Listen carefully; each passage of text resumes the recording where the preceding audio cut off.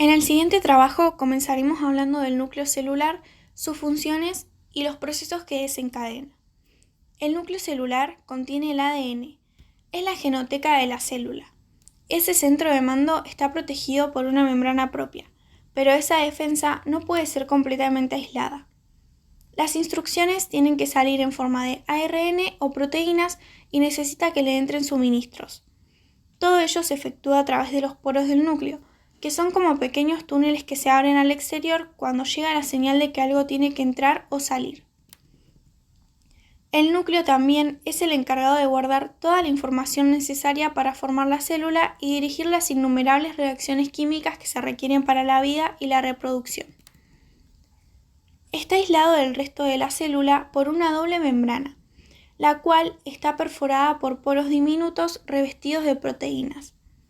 Agua, iones y pequeñas moléculas pueden cruzar los poros, pero el paso de moléculas grandes, principalmente proteínas, presobunidades de ribosoma y ARN, está regulado por proteínas guardianas especiales llamadas complejo del poro nuclear, que son como pequeños túneles que se abren con el exterior cuando llega la señal de que algo tiene que entrar o salir.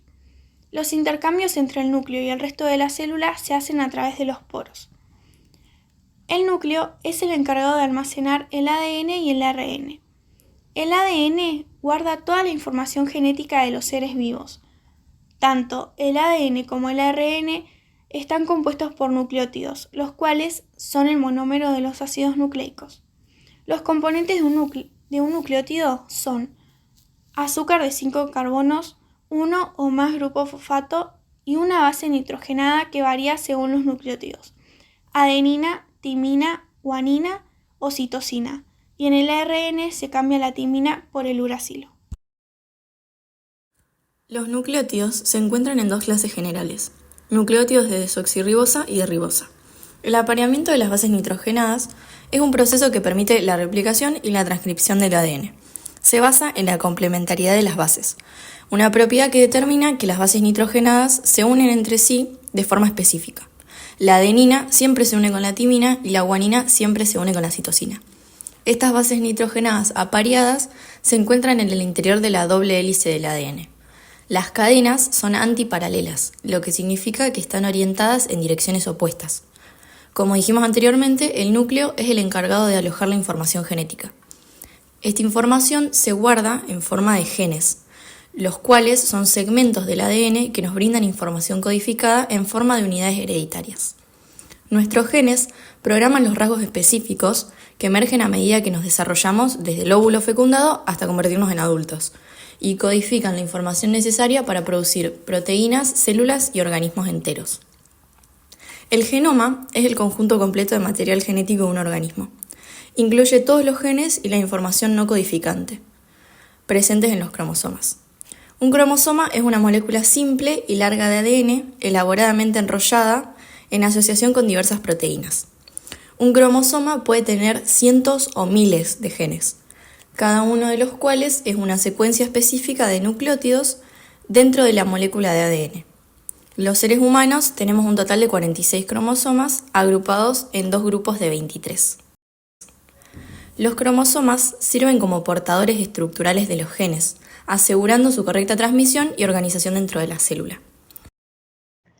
El código genético es toda información que contiene el ARN en letras, es decir, en bases nitrogenadas. Cada 3 letras se construye un codón. El código genético es universal porque es exactamente igual en todos los seres vivos.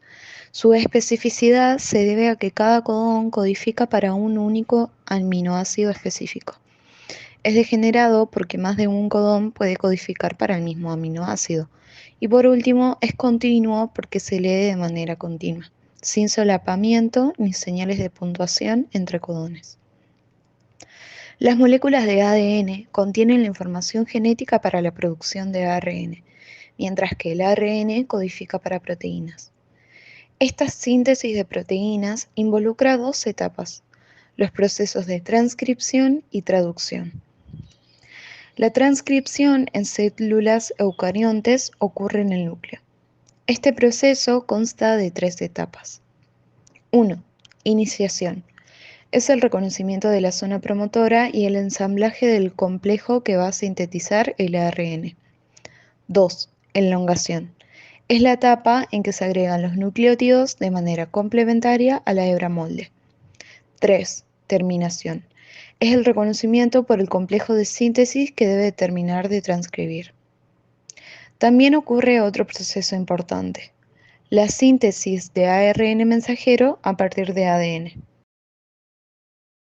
En primer lugar, los genes eucariontes están compuestos por exones que codifican la secuencia de aminoácidos de una proteína e intrones que no lo hacen. Seguido, la síntesis de ARN mensajero en eucariontes incluye las siguientes etapas: transcripción del gen en una molécula grande de pre-ARN mensajero, adición de un nucleótido modificado al pre-ARN mensajero para formar el capuchón en el extremo 5', y una secuencia de nucleótidos de adenina para formar la cola poli-A en el extremo 3'. En tercer lugar, corte de los intrones y empalme de los exones en el ARN mensajero maduro. Después de la terminación, el ADN se enrolla completamente en forma de doble hélice, la molécula de ARN queda libre y pasa del núcleo al citoplasma para la traducción, y la ARN polimerasa puede ir a otro gen para volver a iniciar la transcripción. La traducción se lleva a cabo en los ribosomas y, al igual que la transcripción, consta de 3 etapas.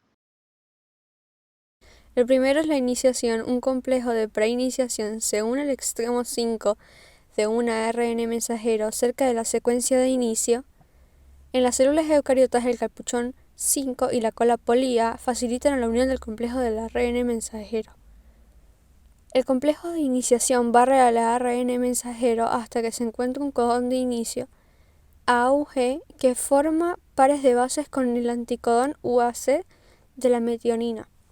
Una vez que el ARN de transferencia iniciador se une al codón de inicio, la subunidad grande del ribosoma se une para formar el complejo ribosomal completo. La segunda fase es elongación. El ribosoma se desplaza a lo largo del ARN mensajero leyendo los codones de uno a uno. Los ARN de transferencia llevan aminoácidos correspondientes al ribosoma, formando una cadena polipeptídica con cada nuevo codón. Un ARN de transferencia se une al ribosoma en el sitio A y el aminoácido se une al anterior en el sitio P, mediante un enlace peptídico, y el ribosoma avanza al siguiente codón repitiendo el proceso. La última fase es la terminación. La terminación ocurre cuando un codón de terminación UAA, UAG o UGA señala al ribosoma al final de la síntesis de proteína.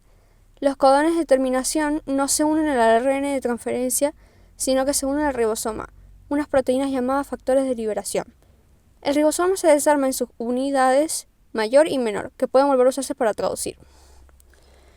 Los tipos de ARN, como mencionamos anteriormente, son los siguientes: ARN mensajero, que transporta el código del gen codificador de proteínas del ADN a los ribosomas; ARN ribosómico, que se combina con proteínas para formar ribosomas, las estructuras que enlazan los aminoácidos para formar una proteína; y ARN de transferencia, que lleva los aminoácidos a los ribosomas.